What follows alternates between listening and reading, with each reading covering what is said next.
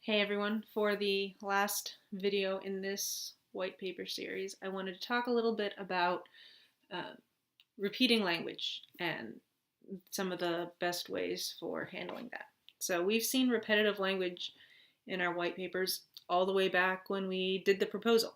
And you looked at the proposal and you saw a lot of repeated information through the whole thing at the beginning and the end. And as a reminder, one of the reasons we repeat that stuff in the long form paper, well, there are a couple of reasons.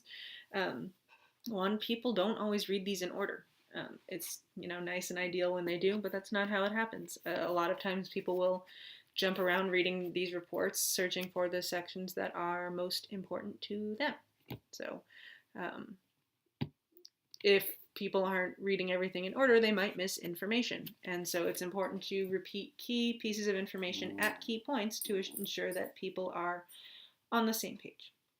The other issue is, well, we live in an attention-starved economy. I had a neuroscience professor tell me once that um, under ideal conditions, people still only retain about 20% of what they read. That's not a lot. And that's assuming people are actually going into it, paying attention, um, giving it their full concentration, 20%. So the odds of people retaining all of the information you tell them, even when they're fully paying attention, are not very good. Think about if someone's trying to read this at their job where they have their phone beeping at them, lots of emails coming in, people knocking on the door of their office or cubicle, interrupting them. It's a problem. So people's attention will be bouncing around. So again, reiterating information at key points helps the reader stay on track and helps them follow all the way down the path to your conclusion. So it's pretty useful. That being said, we do have to be careful about it. So one of the things we want to think about is proximity.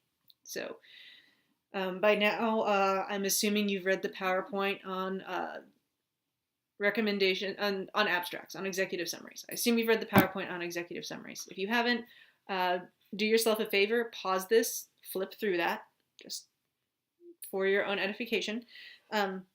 So in executive summaries, for example, you're doing a paragraph that just gives you enough context to understand the recommendations, and you have a whole paragraph about the recommendations. So obviously you've written all of the stuff that's going in the executive summary. You're writing the executive summary, very last thing. Everything that goes in there has already been said. Do you need to write totally brand new stuff for the whole executive summary? Well, the recommendations, they come all the way at the end of the paper, right? So if you want to do a little bit of reusing your content in the executive summary, that's an example where reusing your content constitutes being acceptable in a professional setting. This is all about efficiency, not just efficiency of writing, but efficiency of the writing process. In a business context, people are not going to sit there and go, let's rewrite this whole thing that we've already said. No, they're going to take what they've said and put it in there.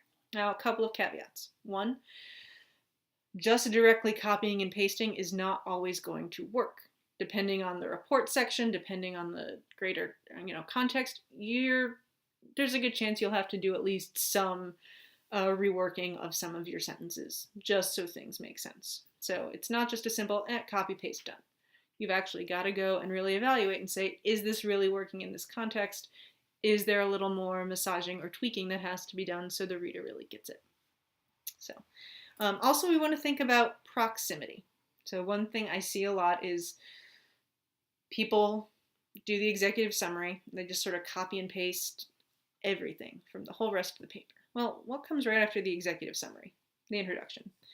And while it's true that in a professional context, people do often skip around, a lot of times what people will do is they'll read the executive summary to see if they really want to bother reading the whole report. And so say they get one of your executive summaries, great. Like, yes, I want to read this whole report. I want to know the whole thing. Well, then they flip over into the introduction, and the introductory paragraph is the exact same paragraph that's in your executive summary. That is too much proximity. It's going to be like, wait, I just saw this on the same paragraph, or one page ago. Why am I seeing it again? So people like repetitive information. Like they respond to it well. But when things are exactly the same and they are too close together, that doesn't work well. Then people are like, do you think I didn't get it the first time? Do you think I'm not smart? Are you lazy? So you've got to think about how soon again are people going to see this information. And so in that case, it's in your best interest to, again, restate it in a way that's so it's not going to feel super repetitive and super boring. So just for what it's worth, this is a context where it is okay to reuse content. And again, it's not always okay to reuse content, but this is a situation where it is. So that being said, reusing it without thinking about it is not good practice. You've really got to go through and say, can I reuse this here? Should I reuse this here? Or do I need to revise? Or do I actually need to rewrite things just so it's not too overdone? So that's my little spiel on repeating stuff. So go forth. Just again, be cautious with how you're doing it and think critically about how you're doing it. Again, any questions, please email me. And good luck finishing these. I'm really looking forward to reading them. This is one of the highlights of my semester, is reading the really cool reports y'all have come up with. Have a great day.